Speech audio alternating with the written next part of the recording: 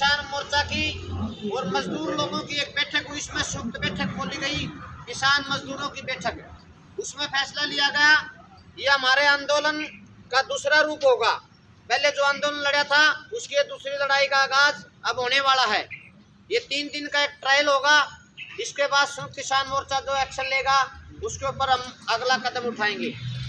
आज हम आपको ले चलते हैं सरसोद बिचपड़ी गांव में। आप लोगों को पता होगा अभी किसान और मज़दूरों का जो 3 दिन का पड़ाव है वो चंडीगढ़ की तरफ है। इस बार ये चंडीगढ़ की तरफ कुछ करेंगे, ना कि दिल्ली की तरफ।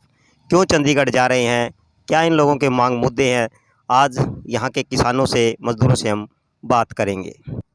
आज फिर आंदोलन की तैयारी में ऐसा क्या हो गया? पहले तो भाई साहब आपको और आपके चैनल को देखने वाले सभी को मेरी राम राम। और बात कही आपने भाई आगे के लिए, जो पहले टेबल पे बातें हुई थी, सरकार ने खुद आगे आकर के कहा था कि बस जो भी मतलब आपकी मांगे हैं वो हम पूरी कर देंगे। लेकिन ठीक साल से ऊपर होने के बावजूद भी आज तक उसमें सरकार टस से मस नहीं हुई है। तो इसलिए हमारी मांगें पूरी कराने के लिए, चाहे वो बिजली बिलें की हो, चाहे मुआवजे की हो, या मतलब काफ़ी मांगे हैं, उनके लिए मतलब दोबारा से 3 दिन के लिए पंचकूला का घेराव एक पड़ाव डालेंगे। तो उसके लिए गांव में प्रचार किया हुआ है और सभी मेरे पिता तुल्य बुजुर्ग है, नौजवान साथी है, महिला शक्ति है, दोबारा से फिर मतलब तैयारी पूरी ज़ोर शोर के साथ जाएंगे और हम सरकार को मनाने का कार्य करेंगे। पहले दिल्ली गए जी, अब चंडीगढ़। हाँ जी। तो आपकी यदि सरकार ने नहीं सुनी तो आपको दोबारा दिल्ली जाना चाहिए, ये चंडीगढ़ क्यों जा रहे हैं? ऐसा है जी, SKM का जो निर्णय है इस वादा खिलाफी के खिलाफ सभी राज्यों की राजधानियों में 3 दिन का प्रोटेस्ट होगा 72 घंटे के लिए। अगर सरकार इस विषय पे कुछ थोड़ा जागरूक होती है, एक कदम आगे बढ़ाती है तो वो ठीक है, हम सरकार के साथ ही हैं। अगर एक कदम आगे और सरकार नहीं बढ़ाती है तो हम फिर अगला कदम जो है आगे रखेंगे। फिर देखते हैं निर्णय दिल्ली उसका, दिल्ली बैठती है या चंडीगढ़, उसका निर्णय आगे होगा। 3 दिन एक बहाना है या परमानेंट डेरा लगाना है? क्या साला तो सर डेरे की परमानेंट तो लग के जगह तो अच्छा रहेगा। 13 महीने में नहीं उठते मानने थे तो मोदी एक बार आके मान गया था, तो कुछ करे तो कुछ नहीं। किसान मजदूर दोनों भटकते फिर हैं, बिजली के बिल हैं, पानी नहीं आ रहा, लोगों का परेशानी बहुत ज़्यादा है। खाद टाइम पे नहीं मिल रहा, खाद मिले तो नकली मिले, तो सरकार जमाना कम ही है। मोदी भी रांडा है, खट्टर भी रांडा है, हैं दूसरे बहु बन रहा है उसकी, तो इसलिए सरकार टूट नहीं। जय जवान जय किसान।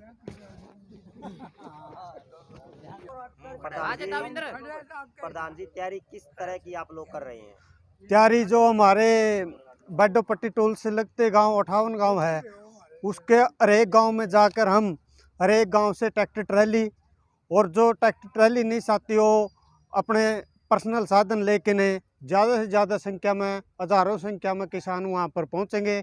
और अगर हमारे को सरकार कहीं पर रोकेगी तो हम वहीं पर धरना लगाएंगे। इस बार कुछ काम धंधे की भी टाइम चल रहा है या फ्री हैं? इस बार हौसले के साथ जाने की तैयारी है?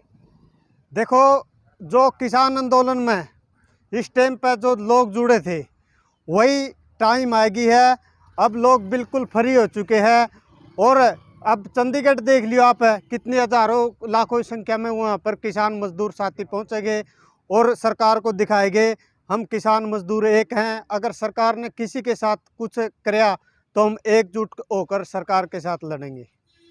सरकार तो कह रही है 2000 रुपये दे रहे हैं 2 महीने में, और क्या लेंगे? टाइम पे इनका बीमा करके इनको मुआवजा वगैरह दे देते हैं, या और चीज़ें हैं।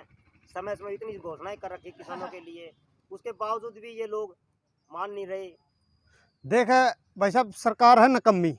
आप अब हमारे लगता ही है राजस्थान दूर तो नहीं है, यहाँ मोदी जी घोषणा करता है कि हम 450 रुपये में सिलेंडर देंगे। अरे 450 में हरियाणा लगता ही है, राजस्थान का पूरा 1100 रुपये में दे हुआ है। ये झूठे वादे कर रहा है और झूठे, अगर इनकी 11 जगह सरकार है बीजेपी की, बस सिर्फ 11 ही जगह सरकार है इनकी, वहाँ पर 1150 रुपये का सिलेंडर दे रहे हैं, वहाँ दे दो ना 450 रुपये का। मैं सभी जितने भी आपके दर्शक सुना है, ये समझो ये झूठे वादे खिलाफ है।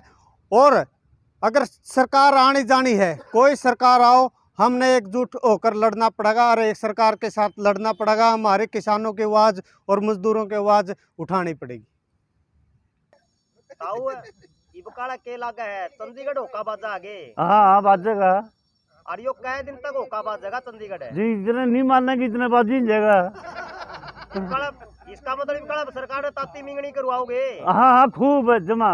अच्छा, इबका क्या कहना चाहो और सरकार ने? हम सब कुछ लेना चाहा, जो हम भरी थी उती वहाँ पूरी को नहीं करी। ये नाम बताओ। बेच सिंह। आंदोलन का ये जो दूसरा पड़ाव हुआ आप लोगों का, ये आंदोलन इस बार किस तरह का आपको लग रहा है? पिछले आंदोलन में, इस आंदोलन में आपको क्या फर्क दिखाई दे रहा है? देखिए, अब जो आंदोलन चलेगा पीछे वाले से भी तकड़ा चलेगा। क्यों चलेगा? सरकार ने धोखा किया, कोई मांग नहीं मानी, लोगों के ऊपर अब तक केस हैं, लोग जेलों में पड़े हैं, कोई सुनवाई नहीं हो रही। इसलिए एक सरकार को जगाने के लिए किसान कदम उठा रहे हैं। इस देश में सभी राजधानियों में लोग अपने अपने स्टेटों में जाएंगे। ये सरकार को चेतावनी है, अगर यहाँ भी बात नहीं बनी तो दिल्ली जो आंदोलन होगा उससे भी तगड़ा दिल्ली बॉर्डर पर जाएंगे लोग। क्या नाम? धूप सिंह, मास्टर धूप सिंह। हम ये जानना चाहते हैं कि आप चंडीगढ़ जा रहे हैं, आप क्यों, मेन मुद्दे कौन से हैं? एक तो ये हमें बताएं, और दूसरे ये भी बताएं क्या इस बार भी किसान ही जा रहे हैं या मजदूर भी साथ में जा रहे हैं? देखिए, जो संयुक्त किसान मोर्चा की कॉल आई है, ये 3 दिन का 72 घंटे का पड़ाव सभी देश की राजधानियों के ऊपर है। और हम हरियाणा और पंजाब की ज्वाइंट राजधानी चंडीगढ़ है, तो चंडीगढ़ हम जा रहे हैं। पंचकूला सेक्टर 5 के अंदर यहाँ से जाएंगे। जो मुख्य मुद्दे हमारे रहेंगे, पहला मुद्दा ये है कि जो MSP गारंटी कानून का जो मुद्दा था और उसके ऊपर जो कमेटी बना के वो कार्य करना था, अभी तक उसमें लिपापोती है, वो काम नहीं हुआ है। MSP का हमारा प्रमुख मुद्दा है।